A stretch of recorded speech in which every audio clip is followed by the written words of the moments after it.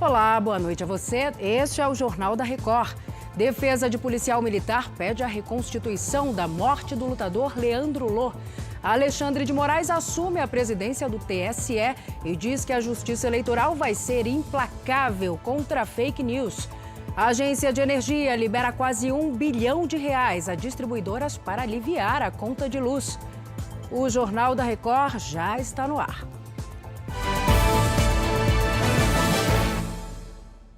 Oferecimento: Investe Mais Bradesco. Seus investimentos num só app.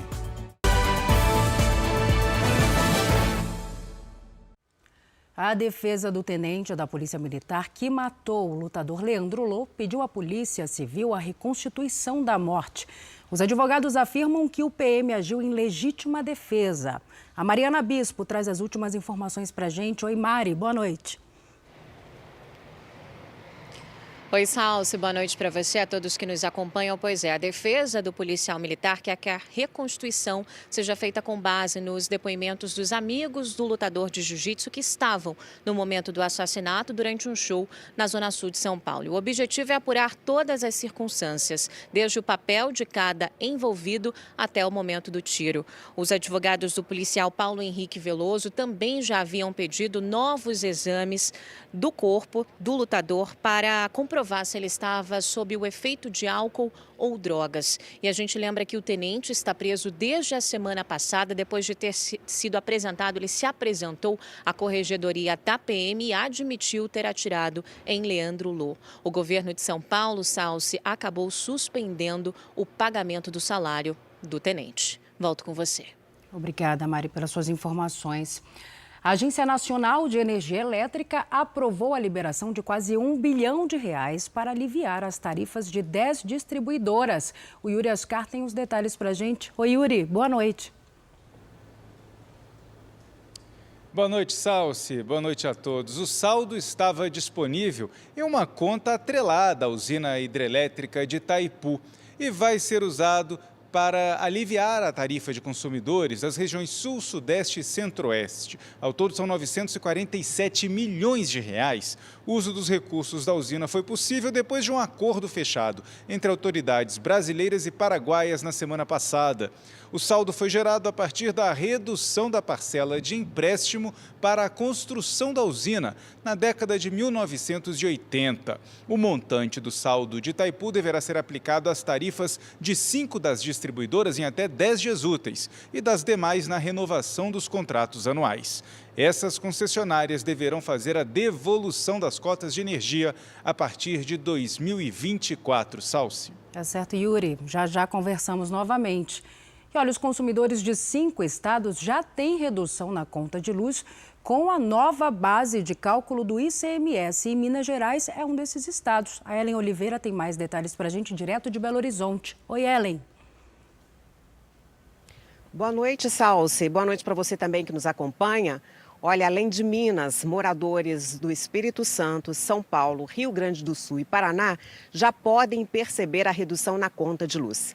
Essa medida, na cobrança do imposto, é resultado de lei complementar que determina que combustíveis, gás natural, energia elétrica, comunicações e o transporte coletivo devem ser considerados essenciais e indispensáveis. Com isso, o limite de cobrança de ICMS sobre esses bens e serviços fica limitado a 17%. A medida vale tanto para consumidores comerciais quanto residenciais. Salsi. Obrigada, minha querida. Boa noite para você. O Rio de Janeiro vai ganhar um posto de testagem para os casos suspeitos da varíola dos macacos. O Pedro Paulo Filho tem os detalhes para a gente. Oi, Pedro, boa noite para você. Como é que vai funcionar este centro? Oi, Salsi, uma boa noite para você, boa noite a todos. Olha, a Secretaria Estadual de Saúde anunciou que esse serviço será exclusivo para pacientes que forem encaminhados depois de fazerem exames clínicos nas outras unidades de saúde. Em seguida, as amostras serão levadas para laboratórios da Fiocruz e da Universidade Federal do Rio de Janeiro, que são referência do Ministério da Saúde para a investigação da varíola dos macacos. O estado do Rio tem até o momento 368 casos confirmados e 422 suspeitas estão sendo investigadas.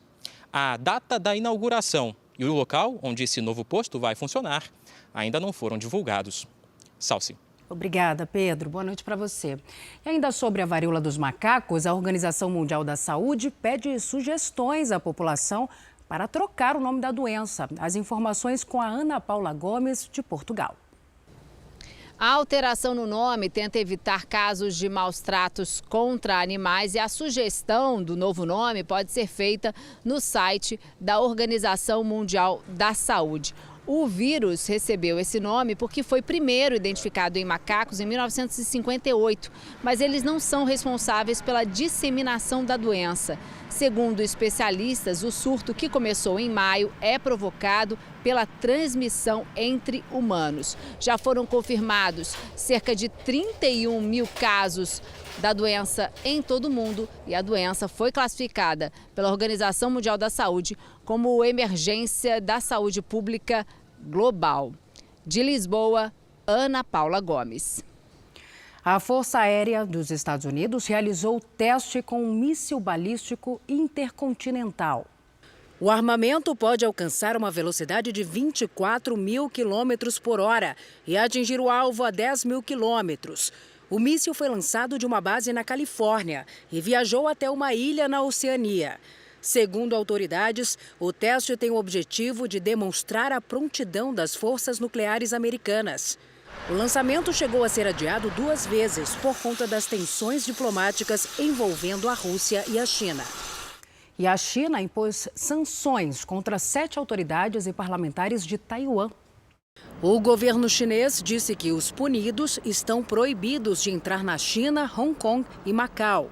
As sanções ocorrem durante a visita de um grupo de parlamentares americanos a Taiwan.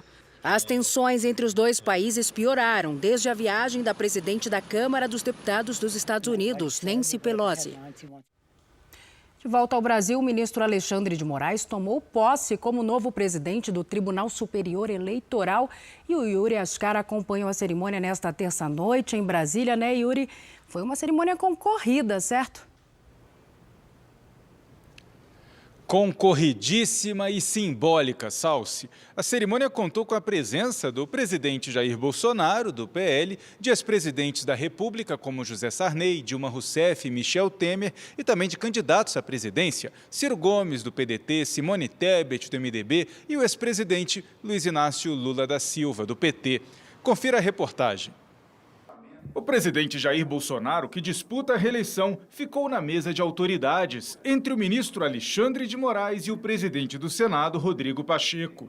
O presidente da Câmara, Arthur Lira, o presidente do Supremo Tribunal Federal, Luiz Fux, e o procurador-geral da República, Augusto Aras, completaram a mesa com o ministro Ricardo Lewandowski, que assumiu a vice-presidência do tribunal. Os ex-presidentes ficaram na primeira fila. Lula acompanhou a cerimônia de frente para Bolsonaro. Dilma Rousseff e Michel Temer sentaram distantes um do outro. Ministros de Estado também acompanharam a posse. A expectativa é que as Forças Armadas tenham mais diálogo com Alexandre de Moraes na presidência do TSE, na comparação com o antecessor, Edson Fachin. Mas assim como o colega, Moraes foi enfático na defesa das instituições e foi aplaudido ao destacar a eficiência e a segurança do sistema eleitoral brasileiro. Somos uma das maiores democracias do mundo em termos de voto popular, estando entre as 4 maiores democracias do mundo. Mas somos a única democracia do mundo que apura e divulga os resultados eleitorais no mesmo dia, com agilidade, segurança, competência e transparência. Isso é motivo de orgulho nacional. Políticos, juristas, ex-ministros e ministros dos tribunais superiores também estiveram na cerimônia. Alexandre de Moraes fica na presidência do TSE até maio de 2024.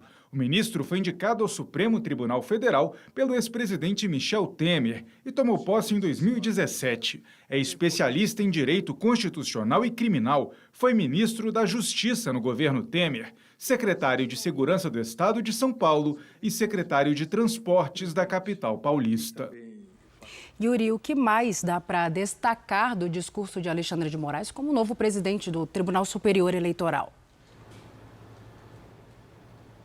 Salsi, no discurso de posse, o ministro Alexandre de Moraes destacou ainda que a intervenção da Justiça Eleitoral deve ser mínima, preservando a liberdade de expressão dos candidatos, mas que isso não significa impunidade.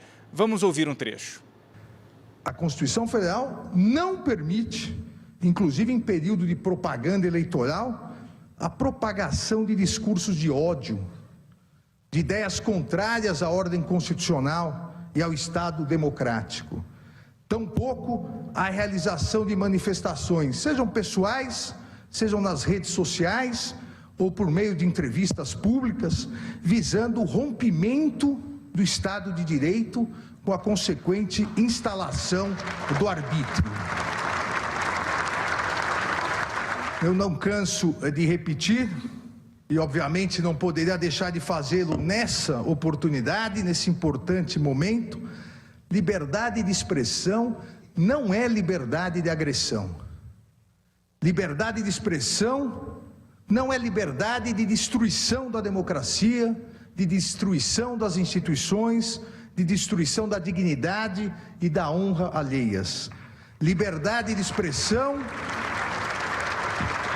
não é liberdade de propagação de discursos de ódio e preconceituosos.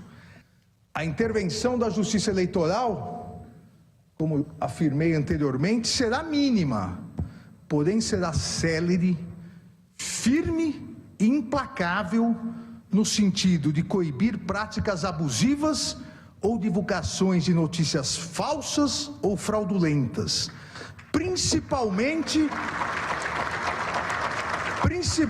daquelas escondidas no covarde anonimato das redes sociais, as famosas fake news. Este foi o Jornal da Record. Outras informações às 7 da manhã, na primeira edição do JR 24 Horas.